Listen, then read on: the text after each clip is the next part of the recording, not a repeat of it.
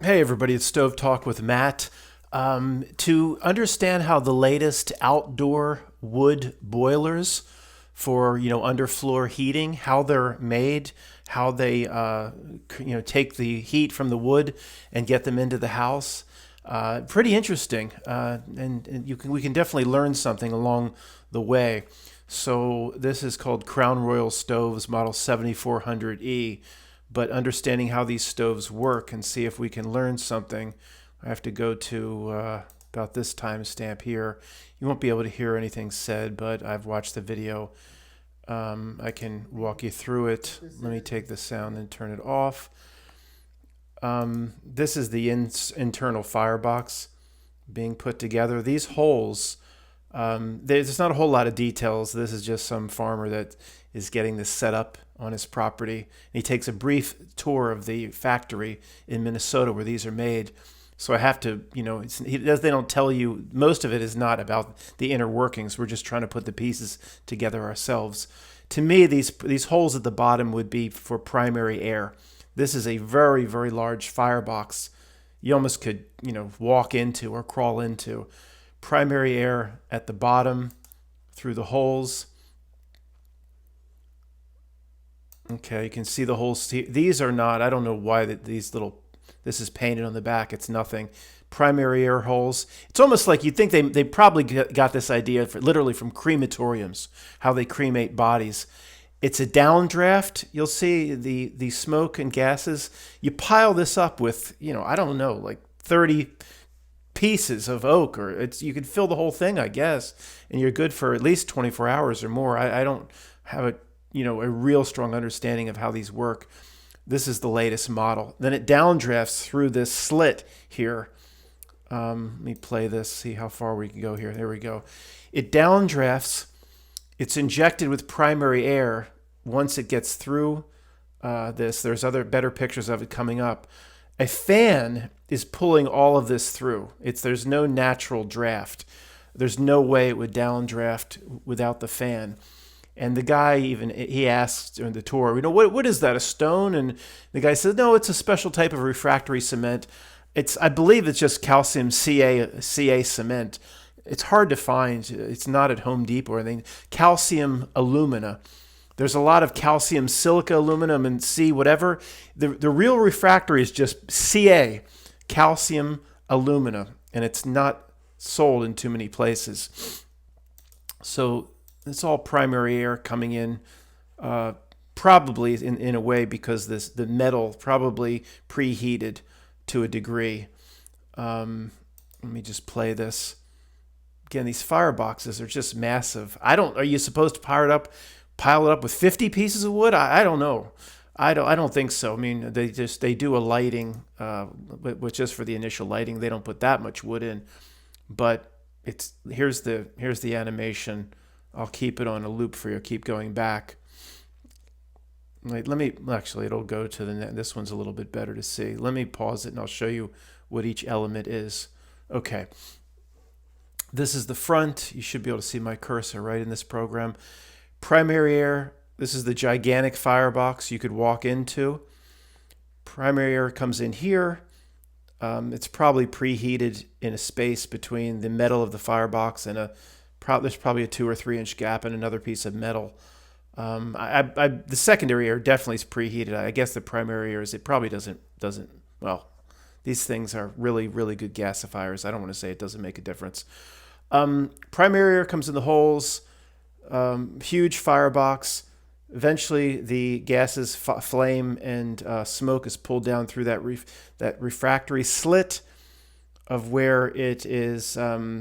It pounds against the refractory stone that's at the bottom, separates into two directions, very similar to Jake's engine for his rocket stove and the Fox Fish rocket stove. And then it is pulled around. You follow the arrows here, in, down, arrows up into this. This is a heat exchanger, 2 chambers or 2. Well, maybe there's like 6 or 7 of these tubes for exchanging heat between the PEX or whatever it is whatever. Well, it's not PEX inside the stove, but whatever's running the underfloor heating of the house. These are for homes that their heat primarily, well, they probably have a backup source of heat, but for this, if you're heating your home with this device outside, it's underfloor heating, where it's just water tubes underneath the laminate floor, or water tubes underneath the ceramic tile floor, all throughout the first floor. I'm not an expert on it. And water tubes back and forth. So the heat is radiates up from the floor, and then cold water is returned to this unit via pumps.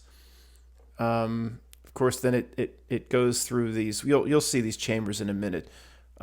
These heat exchanger chambers. Here's the fan up here that pulls everything up through the heat exchangers, up, out the chimney. The chimney's not, there's not a big long 20-foot chimney because of the fan. You just don't need it. So let me play this. I'll keep looping this for you guys. I'll loop it on the black for, well, this one I'll loop so you can see.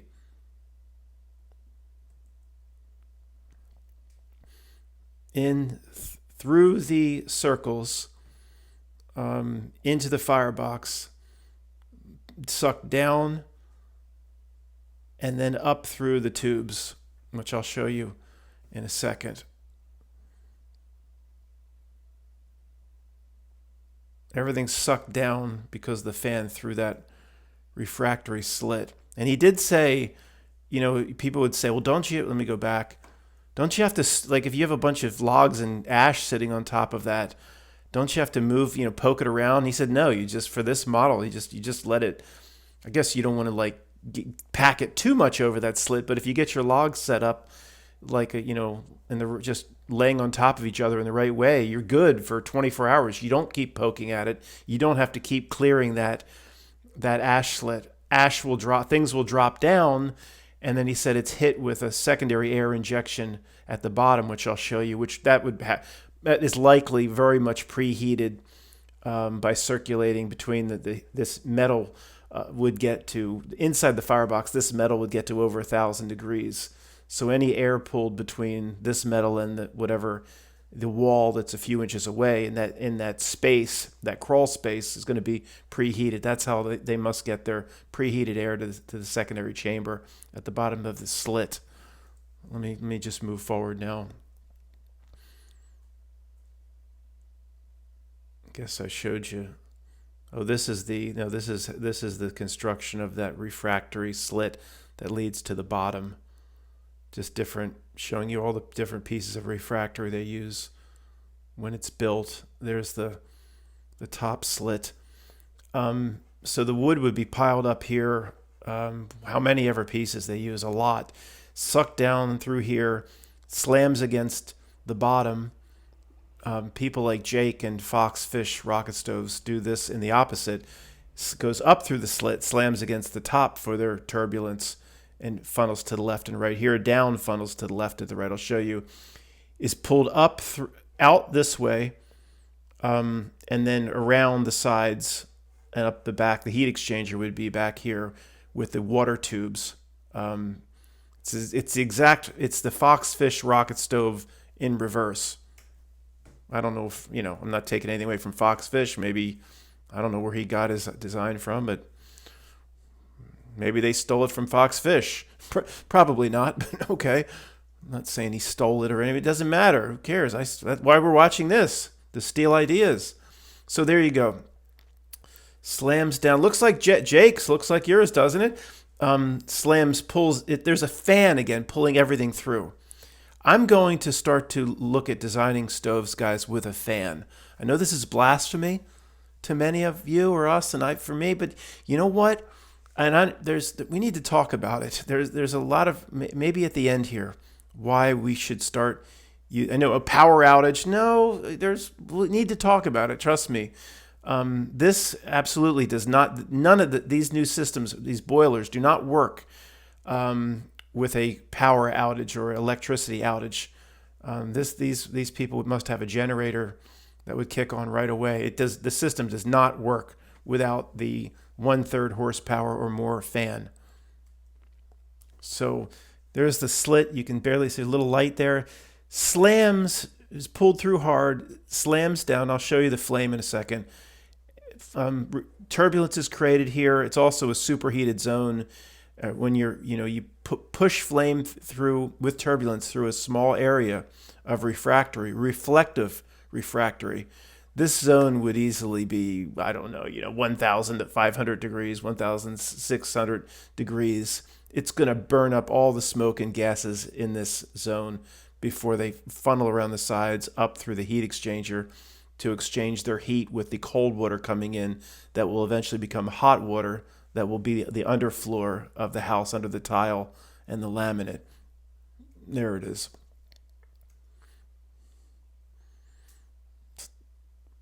And again, I think to me it's just calcium Ca cement, calcium alumina. If you don't buy calcium with another, if it has third ingredient, it doesn't have the refractory properties. It's just Ca. Like calcium, like quick cement, quick dry is calcium, silica, or something aluminate. I need to actually test that quick dry stuff, that fast set, for 1,000 or more degrees just to see what happens. But I'll do that some other time. There you go. There you go, foxfish. There's your stove in reverse. There you go, Jake.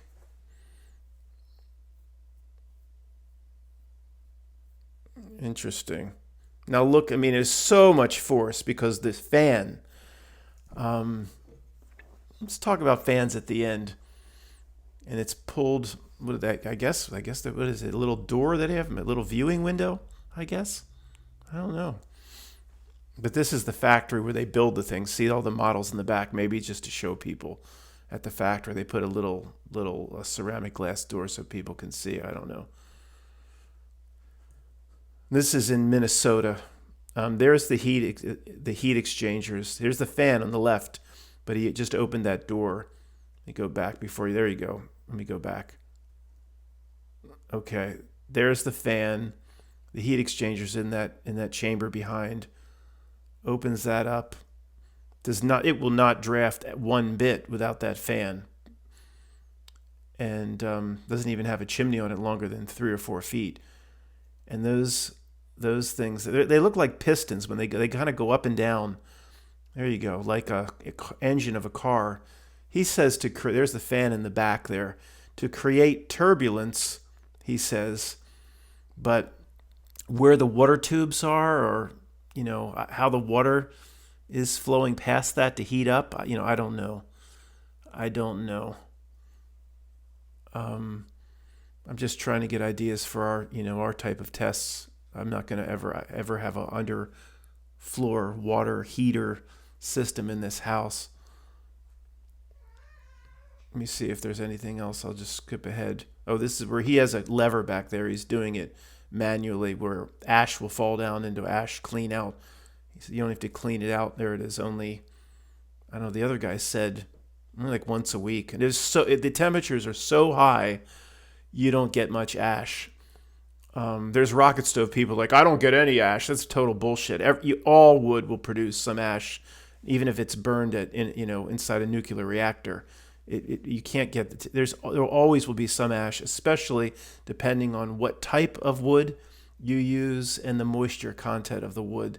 Some rocket stove people are like, I never get any ash. I don't buy it. I'm sorry. I know it's very low with a perfectly designed rocket stove, but it's not zero. That's what they say. Anyway, so I guess I should have shown you this loop. I didn't know they did it again. And pretty darn interesting. Let me skip ahead real fast here. Okay, now he's back at his property. He's just getting it installed by a local installer that works with the company.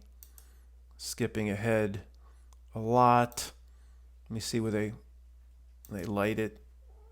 You have to put some sort of chemical in the water, and you have to ship them water once a year, because if your water is like very acidic like mine, like it'll void your warranty. They make you ship them a water sample once a year, because if the thing, if it's acid, whatever, my water here, I have to have a chemical that brings the pH more towards. It's still really low, but brings it up at least closer to 7. If you're not within the range, it'll void their warranty and eat through all the stuff. So I understand that. I looked at the pricing, like 10,500 or so to 11,000.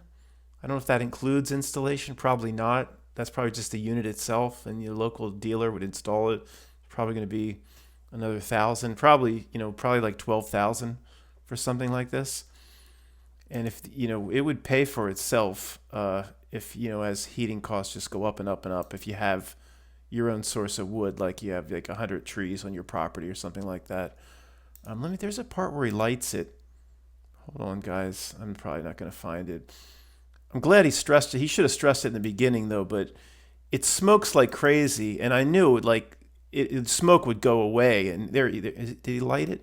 They don't stress it till the end. Like the smoke eventually goes away. Yeah, I mean everything being ice cold. He should have said at the beginning, because people by all that smoke will be turned off. But it's just everything's ice cold. I'm not going to be able to find the part where he lights it, guys. There he's testing the moisture content. Yeah, when everything's ice cold, it's going to smoke, and there's all sorts of condensation. But then at the end, he says, of course, as everything heats up, all the smoke goes to zero, and all the condensation, it all goes to zero, and you're just good for the whole winter. All right, let me pause this and see if there's anything else to talk about. In this video, I mentioned using fans, but it's not appropriate for this video. I want to do a whole separate video on this.